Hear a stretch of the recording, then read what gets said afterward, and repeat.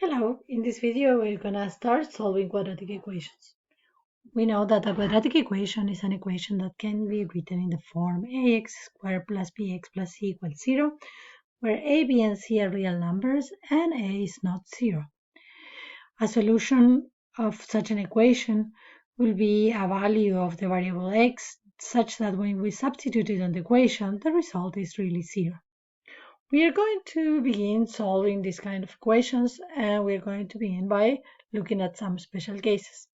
But first of all, what I want to share with you is the very important result that is going to be crucial for this, and it's called the null factor law.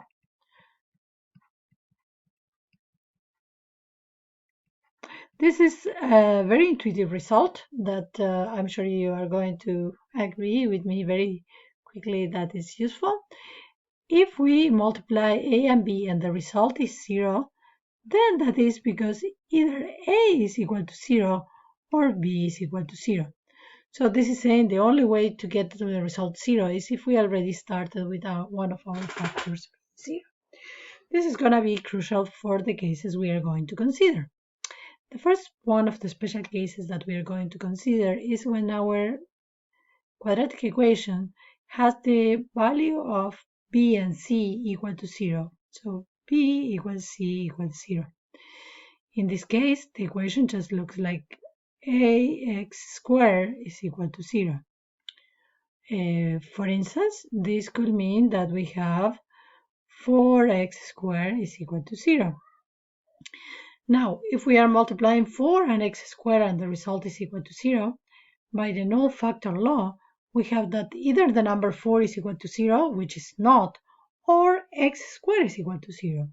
So this implies that x squared has to be equal to 0.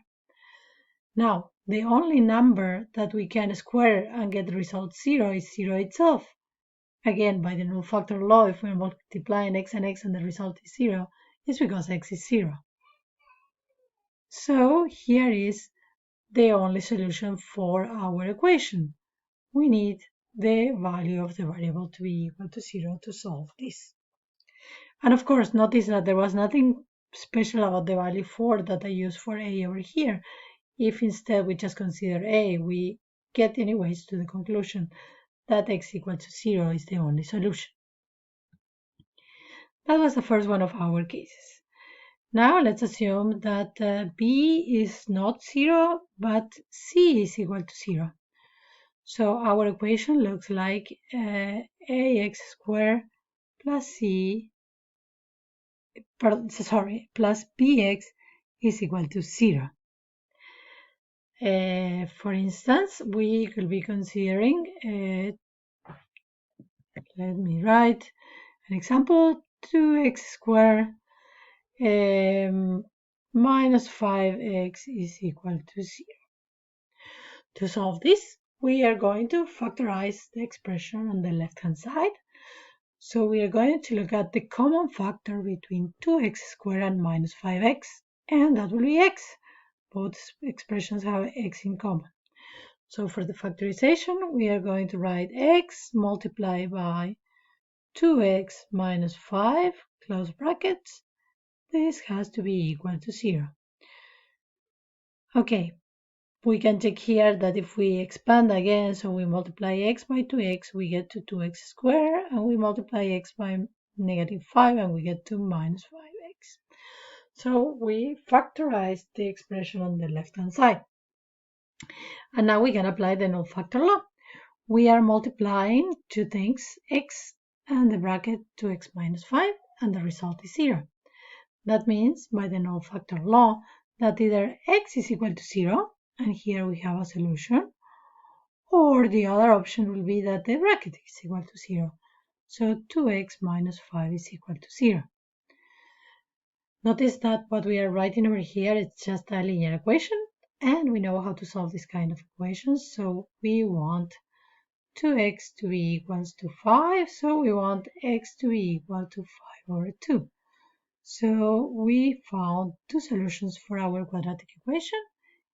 Either x is equal to 0 or x is equal to 5 over 2.